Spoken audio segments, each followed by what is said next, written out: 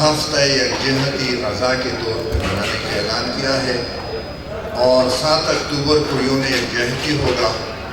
اور دن کے 12 بجے انشاءاللہ العزیز پوری قوم سے یہ اپیل ہے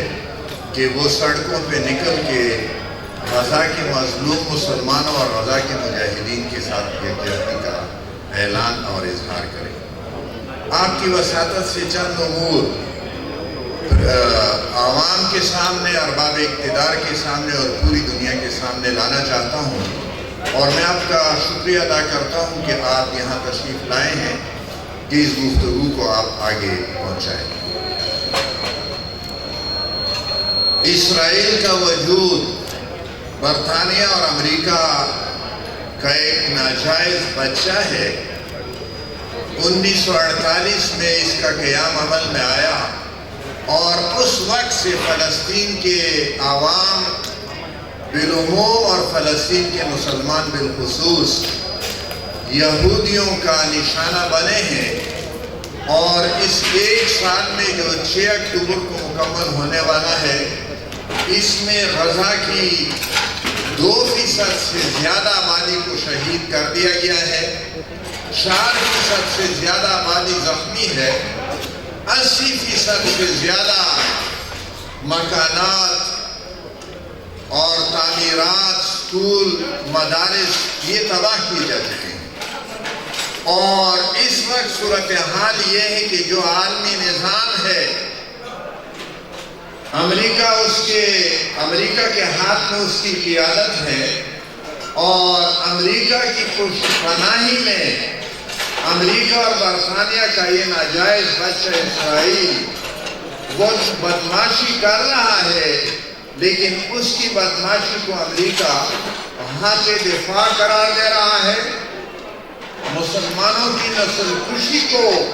وہ حق دفاع کہتا ہے، اور وہاں کے مظلوم مسلمان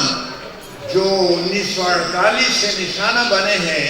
اپنے دفاع میں ہاتھ اٹھاتے ہیں، ان کو وہ دہشت گرد قرار دیتے ہیں۔ اور مجھے امریکہ، برطانیہ اور اسرائیل سے کوئی گلہ اور شکوہ نہیں ہے۔ مجھے اصل شکوہ مسلمان حکمرانوں سے ہے، ان کی مجرمانہ غفلت ہے کہ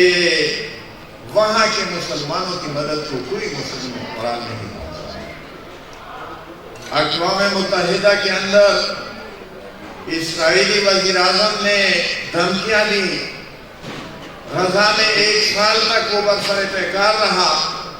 اور گزشتہ چند دنوں سے لبنان پہ بھی حملہ آور ہے، اور ایران کو بھی دھمکیاں دے رہا ہے، اور امریکہ اپنے اس ناجائز بچے کو کنٹرول کرنے کی بجائے وہ بھی ایران کو دھمکیاں دے رہا ہے، اور وہ کہتے ہیں کہ میں دیکھ رہا ہوں کہ ایران کیا کرتا ہے۔ اور اس صورتحال میں مسلمان حکمران یہ غفلت میں مدہوش ہیں، اور مجرمانہ غفلت ہے۔ یکجہتی کا یہ اعلان یہ اس بات کے لیے ہے کہ ہم مسلمان حکمرانوں کو جوڑیں، مسلمان عوام اور پوری دنیا کے عوام وہ فلسطین کے مظلوم مسلمانوں کا ساتھ دیں۔ بین الاقوامی عدالت نے نیتنیاہو کو، اسرائیلی وزیر اعظم کو مجرم قرار دیا ہے، اور وہ ان کے جرائم حد سے بڑھ گئے ہیں، اور ظلم کا یہ نظام زیادہ دیر نہیں چل سکتا، ظلم کا یہ نظام ختم ہوگا۔ اسرائیل اس منصوبے پہ عمل پیرا ہے، گریٹر اسرائیل کا خواب کہ نیل سے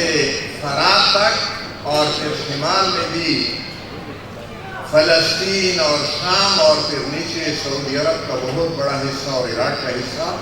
یہ اس گریٹر اسرائیل میں وہ شامل کرنا چاہتے ہیں۔ اور مسلمان حکمرانوں کو نوشت دیوار پڑھنا چاہیے۔ ان کا یہ مظلوم عزم کبھی بھی پائے تکمیل تک انشاءاللہ نہیں پہنچے گا، لیکن اس میں کون کیا کردار ادا کرتا ہے اس بات کی ضرورت ہے۔ ہم امت مسلمہ کے حکمرانوں کو یہ بھی مطالبہ کرتے ہیں کہ وہ متفقہ طور پہ اسرائیل کے خلاف جنگی حکمت عملی اختیار کریں، صرف سیاسی تائید نہیں بلکہ اسرائیل کے ٹینکوں اور اسرائیل کے جہازوں کے مقابلے میں